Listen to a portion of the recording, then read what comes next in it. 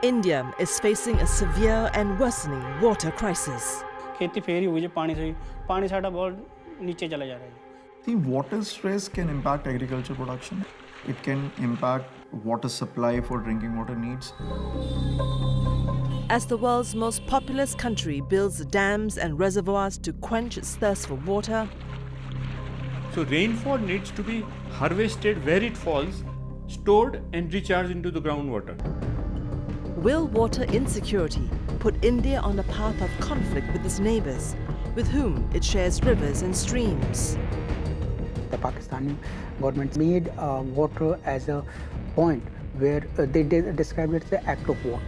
There is definitely a possibility of an armed conflict over water.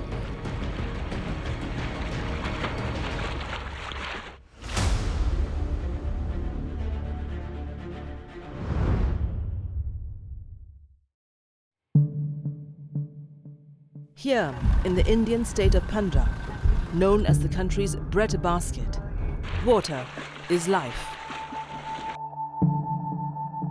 ਸਾਡਾ sir ਪੁਰਾਣਾ ਬੋਰਾ ਉਰੇ ਲੱਗਿਆ ਹੋਇਆ ਜੀ ਸਾਡਾ ਅਸੀਂ ਉਹਨੂੰ ਦਿਖਾ ਸਕਦੇ ਜੀ.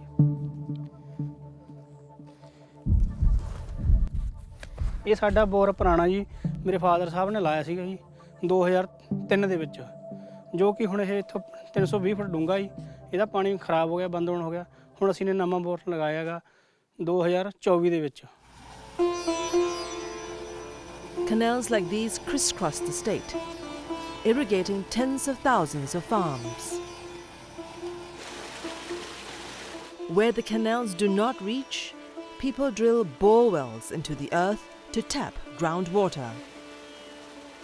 But increasingly, farmers like Satnam Singh have had to dig deeper and deeper. ਇਹ ਡੂੰਘਾਈ ਇਹਦੀ 6 ਫੁੱਟ ਡੂੰਘਾਈ ਹੈ. ਕਿੱਲੇ ਵਾਹਣ ਦੇ ਨਹੀਂ 9 ਏਕੜ ਜ਼ਮੀਨ ਹੈ ਉਹਦੇ ਵਿੱਚ ਝੋਨੇ ਦੀ ਫਸਲ ਲਾਈ ਹੋਈ ਹੈਗੀ. ਅਸੀਂ ਖੇਤੀ ਕਰਦੇ ਸਾਨੂੰ ਸਭ ਤੋਂ ਪਹਿਲਾਂ ਸਾਡੇ ਖੇਤ ਦੇ ਵਿੱਚ ਨਹਿਰੀ ਪਾਣੀ ਨਹੀਂ ਜਾ ਰਿਹਾ ਜੀ. ਅਸੀਂ ਜਦੋਂ ਤੋਂ ਮੈਂ ਖੇਤੀ ਦੇ ਕਰਨ ਵਿੱਚ ਲੱਗਿਆ ਹਾਂ 50-55 ਫੁੱਟ ਤੋਂ ਪਾਣੀ ਨੀਚੇ ਨਿਕਾਲਦੇ ਸੀਗੇ ਜੀ ਅਸੀਂ. ਪਾਣੀ ਆ ਰਿਹਾ ਜੀ ਹਾਂ ਕਾਫੀ ਹੈਗਾ ਪਰ ਨੀਚੇ ਵੀ ਚਲੇ ਜਾ ਰਿਹਾ ਪਾਣੀ ਬੋਰ ਹੋਰ ਡੂੰਘਾ ਕਰਾਉਣਾ ਪੜਦਾ ਹੈ. That farmers have to drill even deeper in search of life-giving liquid is a sign of depleting groundwater levels. According to the World Resources Institute, India is one of the most water-insecure countries in Asia. If you look at India, it's globally 4% of fresh water for 17% of total world population. There is a wide gap between demand and supply of water, and that is creating a problem. Water stress can impact agriculture production. It can impact water supply for drinking water needs. It can also impact the industrial production. And ultimately, if sufficient water is not flowing in the rivers, it may accentuate the pollution levels. And the lack of water could be pushing India towards conflict. On April 23rd, armed terrorists attacked tourists in Pahalgam, part of India-administered Kashmir. 26 people were killed. India blamed Pakistan for supporting and promulgating terrorism, a charge Pakistan denies. Nonetheless, as part of its retaliatory measures, India suspended a water-sharing agreement known as the Indus Waters Treaty.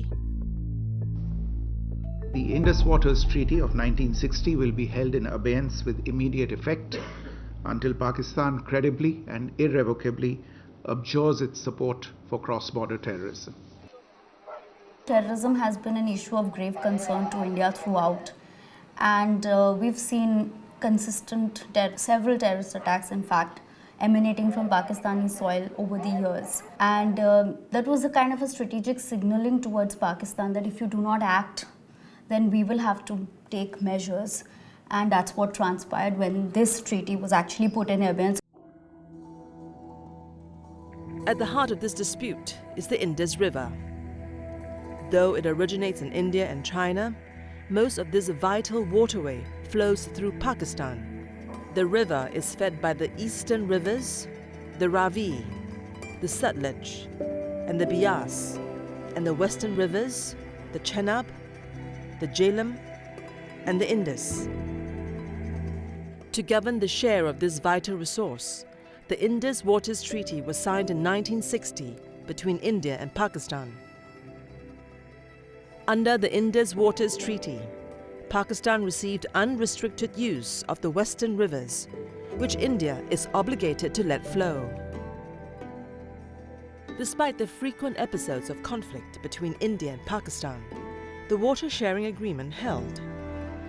Until now, since April, the treaty has remained in abeyance. They have used the word abeyance. Abeyance, it's in temporary state of suspension, and it's subject to if there is a credible evidence of not supporting cross-border terrorism. While the treaty's suspension is ostensibly linked to terrorism, a more compelling reason could be India's growing water burden. अगर ये treaty न होती तो पश्चिमी नदियों पर कई बड़ी परियोजनाएं बनती। पंजाब, हरियाणा, राजस्थान और दिल्ली, वहां के किसानों को भरपूर पानी मिलता। Obviously, India wants to have access to more water, which is obviously because we are a water-stressed country today, and there are imminent concerns attached to that. So, the Indus Waters Treaty, when it was signed, it did not take into consideration questions of climate change, for instance, questions of groundwater depletion. The Indus Waters Treaty in its entirety, we were only given access to 19.48% of the waters, while Pakistan had a majority stake. 20-80 ratio, then it's a bit unfair on India. So that is where the bone of contention primarily lies. However, Pakistani leadership has stressed that any attempt to stop the flow of the Indus will be seen as an act of aggression. Water is a vital national interest of Pakistan, our lifeline, and for our 240 million people, let there be no doubt at all. Its availability would be safeguarded at all cost and under all circumstances. The Pakistani government said that it's a red line and made water as a point where, even the conflict can escalate. They described it as an act of war. Questions of water are essentially linked to the question of national security for them. That is for sure. And if we actually continue to keep the treaty in abeyance and do not try to resolve existing issues with Pakistan, especially on the question of water, it can lead to very dramatic effects. And beneath the cloud of conflict, India's mounting water insecurity could make resolution difficult. Here in the Sangam Vihar district in southern Delhi, a much-awaited vehicle is moving through the streets. Many of the residents here live in houses with no piped water. Usually, water is supplied by a borewell, which is available once every 15 to 20 days for 1.5 hours each time. But the borewell's pump in this area is broken. So, armed with pails, containers and hoses, they wait for water tankers to bring the life-giving liquid. The tanker is supplied by the government. For residents like Chanda, whatever they collect today will have to be rationed till the next tanker comes. पानी मिला हुआ 500 litre तो समझो 4 दिन 5 दिन चलेगा बस कितना चलता है ज़्यादा नहीं चलता है. According to the Central Ground Water Board, almost 90% of Delhi faces water insecurity.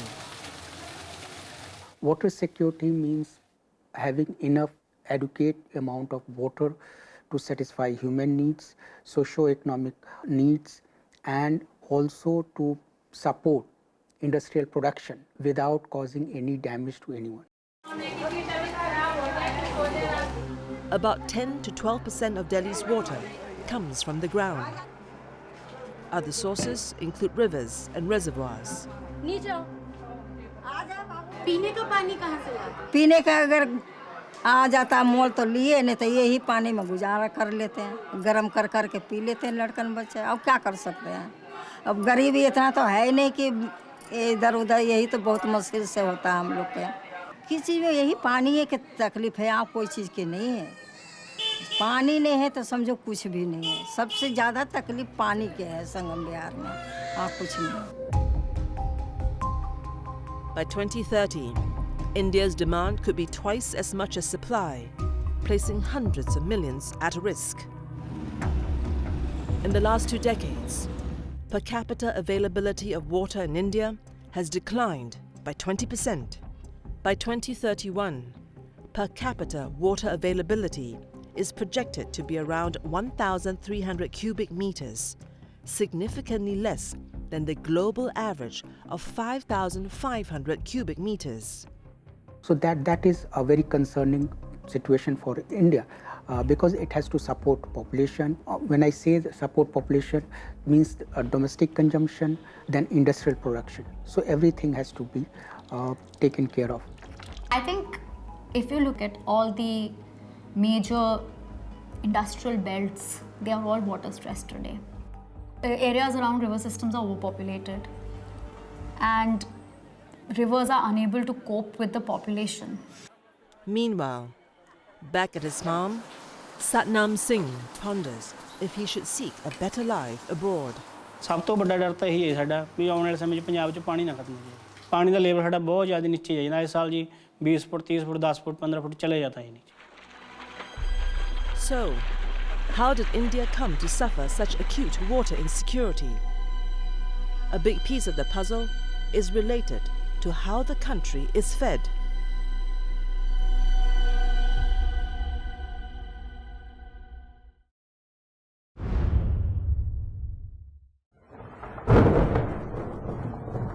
It is the rainy season in India.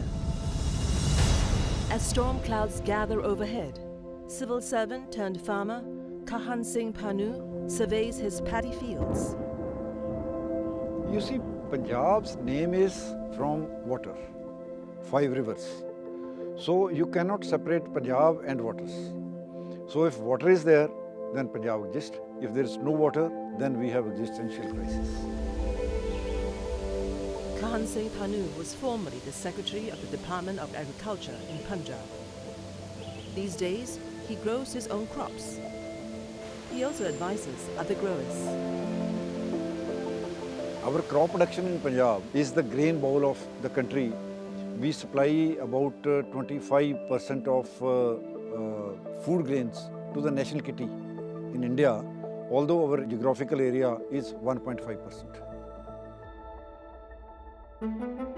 Agriculture uses the lion's share of water resources in India.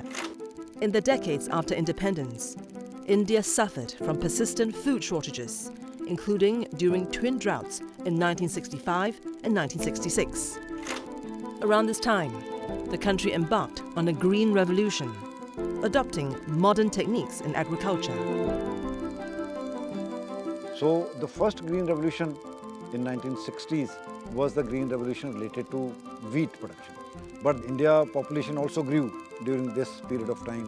So by 1980s, Government of India wanted more food to be produced during Kharif because wheat is grown during the Rabi period. So Kharif period, not much food grain was available. So therefore, responsibility was again given to Punjab to produce paddy, rice crop. But rice and wheat are thirsty crops and not suited for parts where they're currently grown, like Punjab and the neighbouring state of Haryana. They are among the driest regions of India. The green revolution related to paddy has caused the problem of depletion of water because 1 kilogram of paddy or 1 kilogram of rice takes about 4,500 liters of water to grow. It is such a water guzzling this thing. Only about 30% of Punjab is suitable for resource-intensive crops like rice. But 64% of its land was used to grow the grain in 2024. World over, this crop is being grown in standing water. We called it puddled fields. That we fill the field with water, and for another 3 months or 4 months, the water keep on standing in the field. So during the month of June, when the temperature is about 45 degrees centigrade and the fields are full, then evapotranspiration rate is so high, then a lot of water is used. So that is why groundwater depletion is there. Groundwater extraction in Punjab now exceeds 150% of annual recharge. For farmer Satnam Singh, that means having to plumb deeper into the ground each year with his borewell to reach water. ਸੋਚਦੇ ਹੁਣ ਇਹ ਹੈ ਜੀ ਵੀ ਇੰਨੀ ਜਦੋਂ 5-6 ਫੁੱਟ ਦੇ ਚਲੇ ਗਏ ਵੀ ਹੋਰ 5-10 ਸਾਲਾਂ ਬਾਅਦ ਕਿੰਨੇ ਕੁ ਖੇਤੀ ਦੀ ਪੈਸੇ ਲਾਈ ਜਿੰਨੀ ਕੁ ਸਾਡੀ ਕਮਾਈ ਹੁੰਦੀ ਹੈ ਜੀ। ਕਦੇ ਅਸੀਂ ਬੋਰ ਲਗਾਤੇ, ਸਾਡਾ ਉੱਥੇ ਕਿਸਾਨਾਂ ਦੀ ਕਮਾਈ ਤਾਂ ਸਾਰੀ ਮਸ਼ੀਨਰੀ ਪਰ ਹੀ ਲੱਗ ਜਾਂਦੀ ਹੈ ਜੀ। But as ground and river waters get depleted, this creates another problem. Increased concentration of harmful chemicals like arsenic, uranium, nitrates, and others. So whenever a fresh water enters the system, it also helps them with assimilation of the pollution, which means that it also helps in dilution of whatever pollutants which are there. Now, if there is a, let's say, less input of water because the rainfall is changing, and especially in the areas where it is decreased, it will not provide those water bodies sufficient water which can help in the dilution of the pollutants. Here in the Punjab city of Sangra, the Agricultural Department offers a service for farmers. Soil testing lab ਹੈ। ਇੱਥੇ ਆਪਾਂ ਜੋ ਵੀ farmers ਆਪਣੇ ਕੋਲੇ ਆਪਾਂ ਨੂੰ approach ਕਰਦੇ ਨੇ ਵੀ ਉਹ ਆਪਣੇ ਲਈ ਇਹੀ ਵਾਟਰ ਟੈਸਟਿੰਗ ਹੀ ਕਰਵਾਉਣਾ ਚਾਹੁੰਦੇ ਹੁੰਦੇ ਨੇ ਵੀ ਜੋ ਵੀ ਉਹਨਾਂ ਦਾ ਬੋਰ ਦਾ ਪਾਣੀ ਆ ਵੀ ਉਹ 1 ਨੰਬਰ ਹੈ ਜਾਂ ਬਿਲਕੁਲ ਲੋ ਕੁਆਲਿਟੀ ਦਾ ਹੈ ਜਾਂ ਹਾਈ ਕੁਆਲਿਟੀ ਦਾ ਹੈ। ਆਪਾਂ ਬੇਸਿਕਲੀ ਲੈਬ ਦੇ ਵਿੱਚ ਉਹੀ ਟੈਸਟ ਕਰਕੇ ਉਹਨਾਂ ਨੂੰ ਦੱਸਦੇ ਹਾਂ ਤੇ ਫਿਰ ਉਸ ਤੋਂ ਬਾਅਦ ਉਹਨਾਂ ਨੂੰ ਪ੍ਰੋਪਰਲੀ ਗਾਈਡ ਕਰਦੇ ਹਾਂ ਵੀ ਇਸ ਤੋਂ ਬਾਅਦ ਤੁਹਾਡੀ ਫਸਲ ਆ ਜੋ ਸਹੀ ਚੱਲੇਗੀ ਜਾਂ ਨਹੀਂ, ਮਤਲਬ ਜਾਂ ਉਹਨਾਂ ਨੂੰ ਕੋਈ ਹੋਰ ਅਪਣਾਉਣਾ ਪਏਗਾ ਤਰੀਕਾ ਵੀ ਜਿਸ ਨਾਲ ਉਹਨਾਂ ਦੀ ਵੀ ਕੋਈ ਫਸਲ ਦੀ ਝਾੜ ਦੇ ਉੱਪਰ, ਕੁਆਲਿਟੀ ਦੇ ਉੱਪਰ ਜਾਂ ਯੀਲਡ ਦੇ ਉੱਪਰ ਕੋਈ ਫਰਕ ਨਾ ਆਵੇ। Today, Swanpal Singh has come with a water sample from his family farm.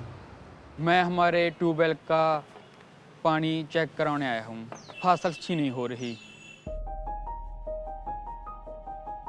Actually जो बेसिकली हमारी वाटर टेस्टिंग होंगी है इत्थे उहदे विच आपां कंपोनेंट चेक करते हैं कार्बोनेट, बाईकार्बोनेट और ईसी जो कि इलैक्ट्रिकली कंडक्टिविटी बोलते हैं। फिर उन्हां नूं बेस मनण तो बाद ही आपां रिजल्ट फार्मर नूं दिंदे आ भी तुहाडा पानी है जो 1 नंबर है ਜਾਂ 4 नंबर है, भी वो हाई क्वालिटी का है या बिल्कुल ही लो क्वालिटी का है।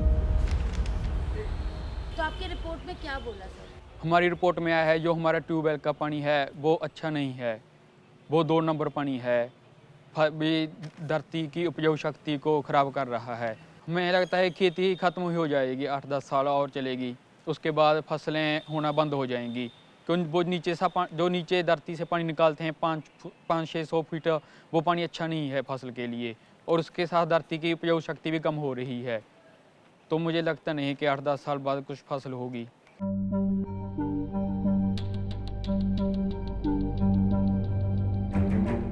Elsewhere, when Kulwinder Singh dug for water for his fields, he was dismayed by what he found.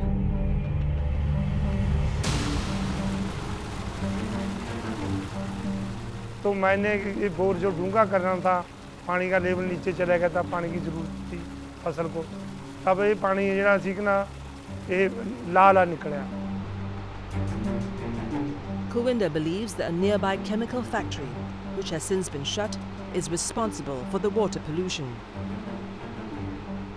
आ देखो सर केमिकल है, ये केमिकल सीमेंट लगाया हुआ है कि ना, इस सीमेंट को भी उतार देता है, इतना तकड़ा केमिकल है इसमें। ये फैक्ट्री इधर लगाई तो फैक्ट्री लगाने तो बाद ये कुछ चलती रही, मेरा खेत बिल्कुल फैक्ट्री के साथ है, इस करके ज़्यादा नुकसान मेरे ही होता था। तो जो इहदा मामजा हुंदा सी ये दिंदा सी, ਲੈਟਰ ਪੈਡ ਤੇ ਵੀ ਲਿਖ ਕੇ ਦਿੱਤਾ ਹੈ। Kulwinder is convinced the pollution has cost his family dearly.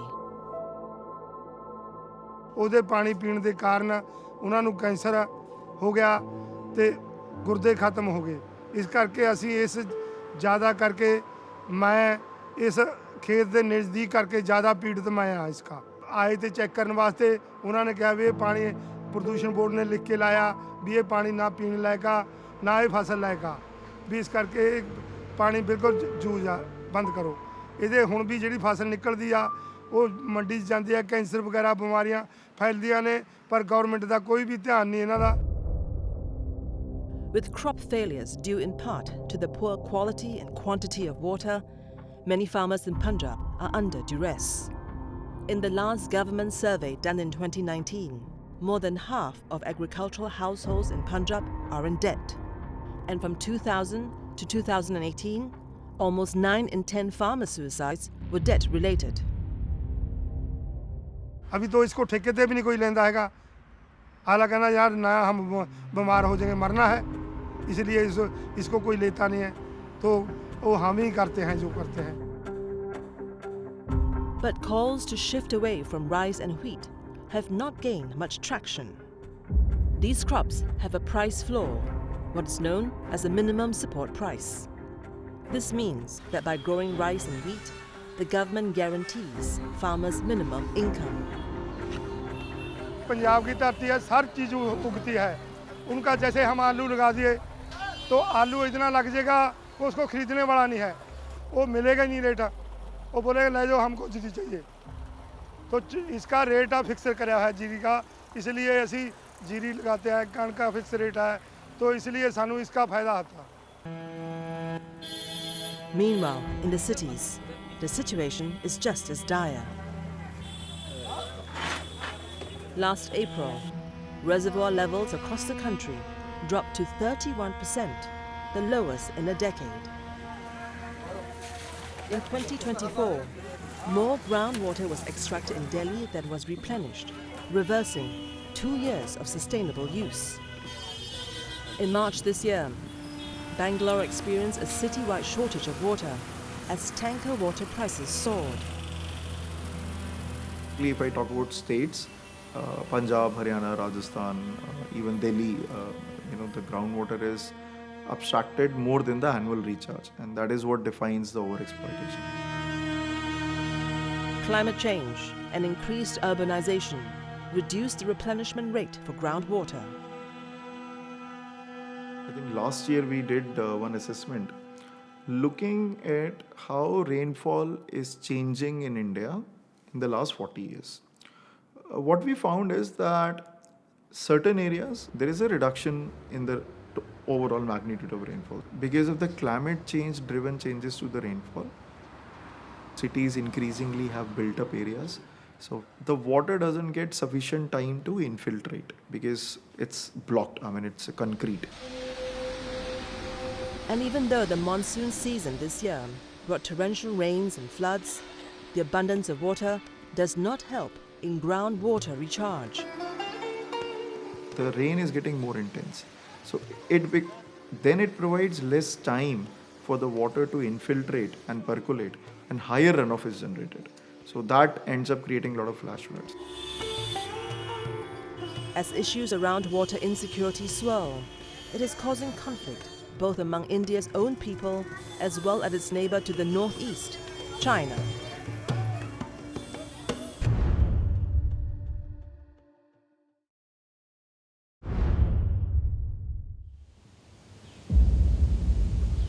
In the Indian state of Arunachal Pradesh, an ambitious project is being planned.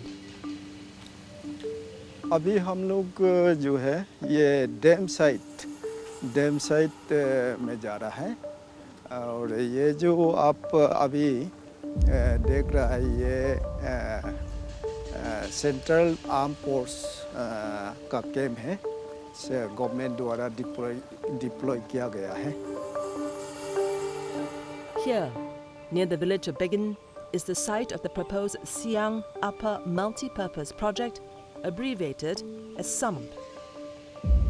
It's a large-scale hydropower dam, which will cost over $13 billion to construct. Apart from potentially generating 11 gigawatts of power, it will also have a reservoir that can hold 9 billion cubic meters of water. It will sit on the Siang River. The Siang eventually becomes the Brahmaputra River as it flows downstream. But the proposed dam project on the Siang may have another purpose beyond hydropower.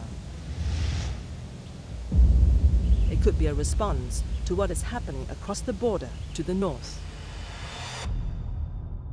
In Tibet, on July 19th, Chinese Premier Li Qiang broke ground on the world's largest hydropower project. Known as the Metok hydropower station, construction will cost some $160 billion. When completed, it will have more installed capacity than even the Three Gorges Dam. The mega project will sit on the Yalong Sangpo River. From China, as the Yalong Sangpo flows into India, it becomes the Siang. Well, the Siang Upper Multipurpose Project seems to be in response to news that China will be building the world's largest hydropower project at what is known as the Great Bend on the Yalong Sangpo. So this geopolitical contest, which involves water, has been a source of tension between the two countries in the past. India has concerns that the Metok Dam could deprive it of water. There are also fears that in times of tension, the dam could be used to hold and then release large volumes of water to flood parts of India. This is known as a water bomb. So when you want to use the project as a water bomb, you need a huge storage capacity, and you need to have a release mechanism that will be release the water through the river. So because we don't know the basic features of the projects that the China is building, a lot of speculation. It's India's right to know from China on a shared river that what kind of project China is building. So whether the dam can even work as a water bomb is question mark. Against this backdrop, the Chief Minister of Arunachal Pradesh has said that the sum's purpose was both a defensive measure to hold back floodwaters and to ensure water security. It's been described as a defensive dam. Defensive dam is just this wider structure you build so that in case if there is if some upper riparian country stop water or release more water, so that even if China wants, China cannot harm the interest beyond Arunachal Pradesh. China has said that the Metok station is what's called a run-of-the-river project. It uses the natural flow of the river to divert water through turbines to generate power, rather than needing large reservoirs of water. China has also said it will consider the needs of downstream countries. It was not we come up with the idea of constructing the Siang multi-purpose project with the intention of countering China. We were constructing the Indian dam primarily to serve Indian interests, and that is what the idea was. But because the way that the public perceives these issues, the whole idea became surrounded around questions of offensive and defensive mechanisms. But the tit-for-tat dam building has alarmed observers and environmentalists. The dams are being built in the Himalayas, a fragile ecosystem. Why is Himalaya so vulnerable? Firstly, it's a young mountain. There is geological process still going on between the Indian plate and the Eurasian plate. Secondly, it's a very seismically active area. Elsewhere in India, construction in this geologically fragile ecosystem has led to disaster.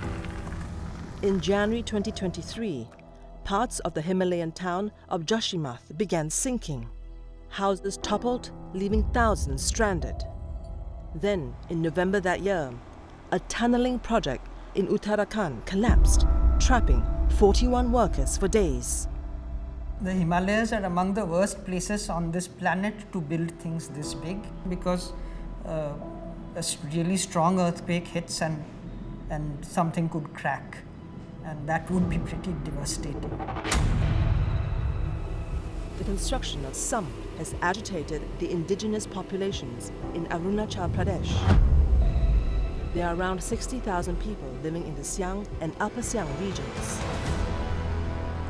East mainly because of people of these valleys are totally depend on the gift of Siang rivers. So whatever our daily economic values, daily existence of our life here in this valley are totally depend on this gift of Siang river. Likin Lebang lives near the proposed site of the summit. He is part of an organization of locals who have gathered today to discuss their opposition to the project. The indigenous population worry their homes will be submerged once the dam is completed. If this huge mega dam is built over Siang River, the inhabitants of this valley, Adi people, they will totally vanish from the map of our nation. All will be vanished. All will submerge underwater. Siang river जो है इसको हम लोग जो है एक नदी सिर्फ नहीं मानते हैं, ये हम लोग इसे एक अने कहते हैं. सो अने मीन्स मदर, एंड हम इसे वर्शिप भी करते हैं.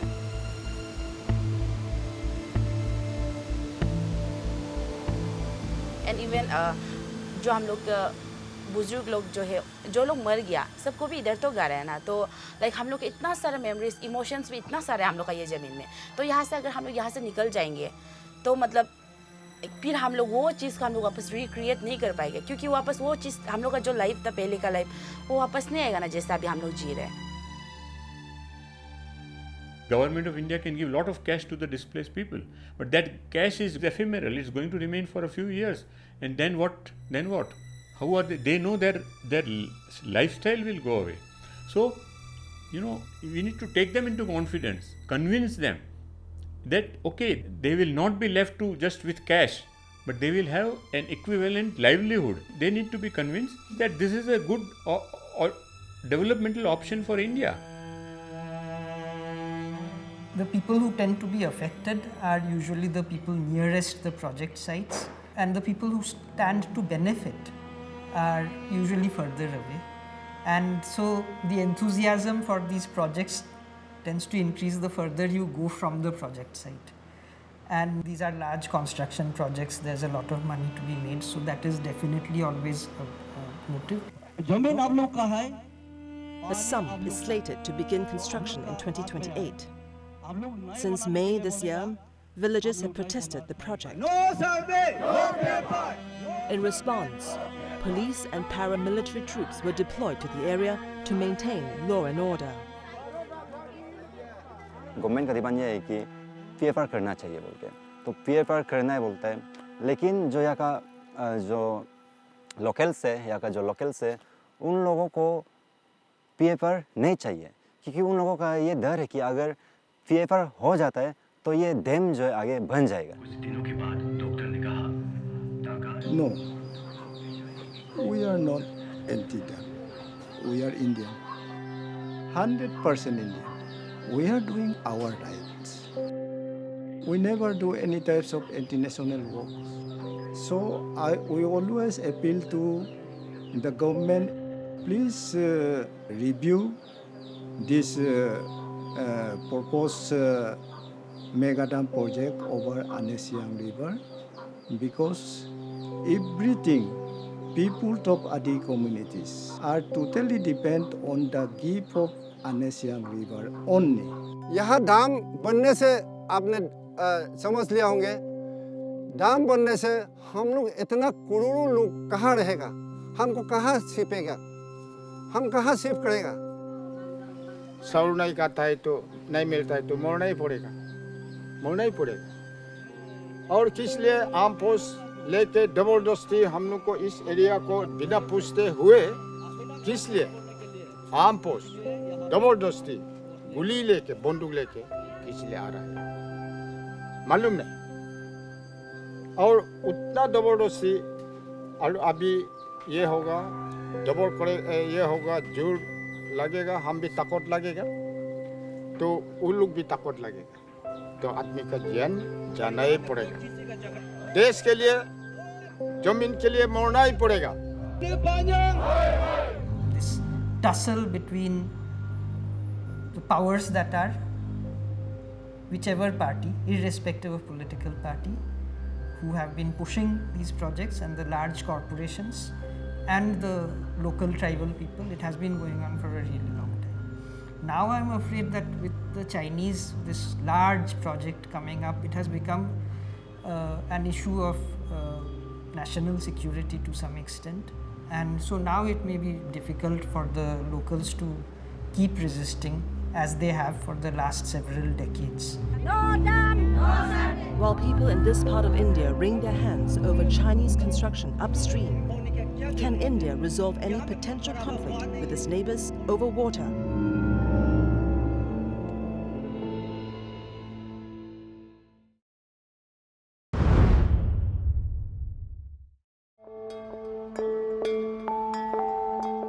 In Punjab, one man is hoping to change the way India plants rice. Kahan Singh Panu is researching seeding rice in beds, or SRB. We make beds about 2 feet wide and we grow paddy on the beds, and the water is supplied only in the furrows. By germinating rice seeds in raised seed beds and filling only the channels between with water, this method does away with the need to fill the whole field with standing water. So we save about 8,000 rupees per acre for growing this crop, and the water use is only about 20 to 25% as compared to the puddled paddy which we are growing, and the yield is almost same. For now, Kahan is facing some hesitancy from farmers. During the initial period when the rice plants take root, they may produce less yields compared to traditional planting. So many of the farmers don't take the risk of changing the method on the plea that tomorrow the yield will reduce, the crop may fail. So we have to demonstrate it to them over a period of time. Yield is not less, if not more, it's not less, but at the same time this is grown in eco-friendly manner. Groundwater depletion has to be declared as a national emergency, and not only just announcing the emergency, it has to be matched with the resources, with the will, both political and administrative, to solve this problem, to ameliorate the situation. While India grapples with water insecurity, could it escalate tensions with its neighbours? If you look at the case of India, it doesn't have a good ties with Pakistan, it doesn't have a good ties with at presently Bangladesh, and then also China. And with all these three countries, it's linked with the water ties, because this is a serious issue. Per capita water availability is going to decrease.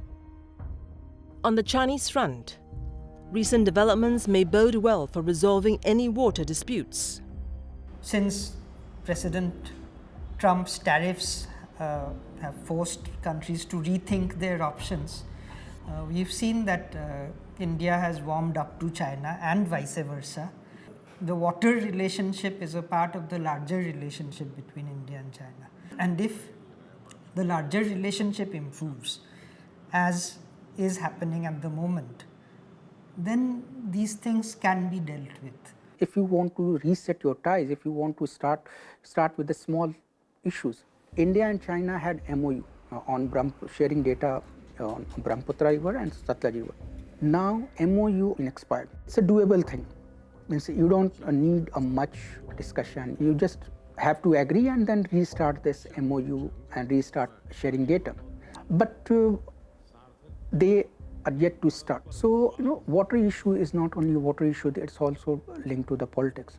Since we are trying to initiate a reset in ties with China, I do not think China will hold back water from Arunachal Pradesh in the future, at least in the near future.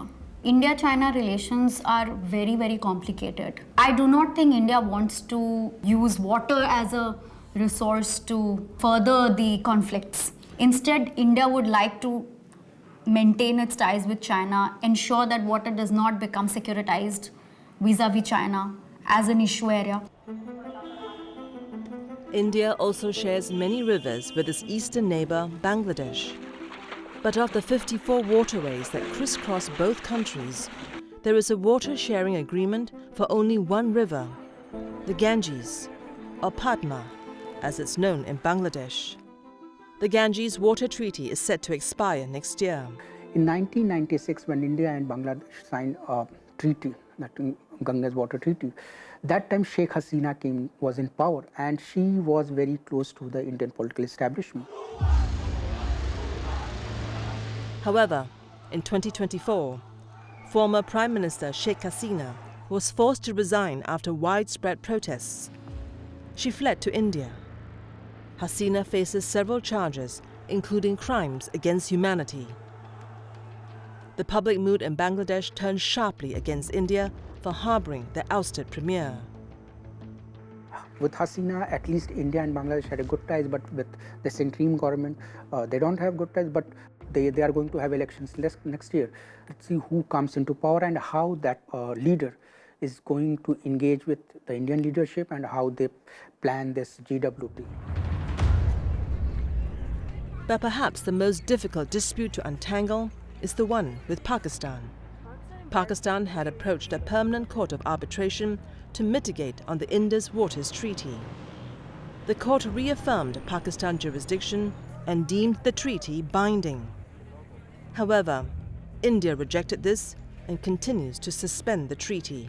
I would definitely not want an armed conflict, but there is definitely a possibility of an armed conflict over water.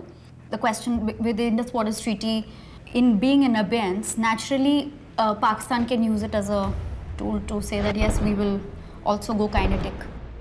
But India is allowed to build hydrostructures according to the treaty, but there is a wide distrust between the two countries. Therefore, Pakistan believes that if India is building those dam structures, they may divert or stop its flow of water, especially during the dry season, or they may release more water during the flood season or when water is not needed, and that may cause damage to Pakistan, economic damage. After IWT was put on hold, Pakistani Field Marshal, Army Chief Munir, in US he said that if India is going to build dam, we will have missiles to fire. So that's what say that IWT future depends on how India and Pakistan change the nature of their engagement from the present one. A decade ago, the World Economic Forum had ranked water crisis as the #1 global risk. And through this lens, water is increasingly linked with national security. पहले भारत के हक का पानी भी बाहर जा रहा था, अब भारत का पानी भारत के हक में बहेगा. Sometimes what happens when you link feeling of nationalism and then you start feeling that this is my water, this is my river, and I don't have to give it to other country. That becomes more problematic. And it's not like only in India, even in Pakistan, even in Bangladesh, there's increasing nationalism for shared water. When there is lots of public demand and lots of if public support on absolute sovereignty over water, it becomes difficult even for the leaders to take steps. And so all these things mix up are making water a bit more complicated issues between the riparian countries. I definitely believe that India can better manage its own water resources to alleviate, to reduce conflict with its neighbours, for sure. As far as the water resources are concerned, we are really blessed in terms of the number of rivers we have, but we are not really sustaining that blessing. There are no other country which worships rivers like India does, and yet Indian rivers are the dirtiest in the world possibly. We really don't have to worry too much about the water security if we take care of our blessings properly and utilize them, marshal them. So, how can India improve its water security? More sustainable agricultural practices, to beefing up water storage infrastructure, to public education. There are a myriad of solutions offered by experts. And one may be simply to raise the value of water. Every farmer, he is free to put up a bore well, and whatever he wants, he takes it. You have to put the price of water. Ultimately, if you do not put the price of water, the water problem is not going to solve. Large cities still continue to have a subsidized water supply, or it is free. Delhi gets free water, 20 kiloliters of water every month. So pricing itself can be a nudge to make efficient use of water and then look for alternate sources. Meanwhile, India's water stress is projected to worsen in the coming years. But so too will its neighbours. Because of our rising population, the demand for resources is going up. I would say an exponential rate. So we are a water-stressed country at this point. If we are not able to find ways to manage water resources better, then water will become securitized, militarized as a resource, and resource geopolitics will lead to water being used as a tool for war making in the future. The thing about water is that nobody is making anymore. Maybe you can desalinize and so on and so forth, but fresh water is not being made anymore. Nobody is making it. But we cannot live without water for very long. And so I think we have to get our priorities straight as people and as countries.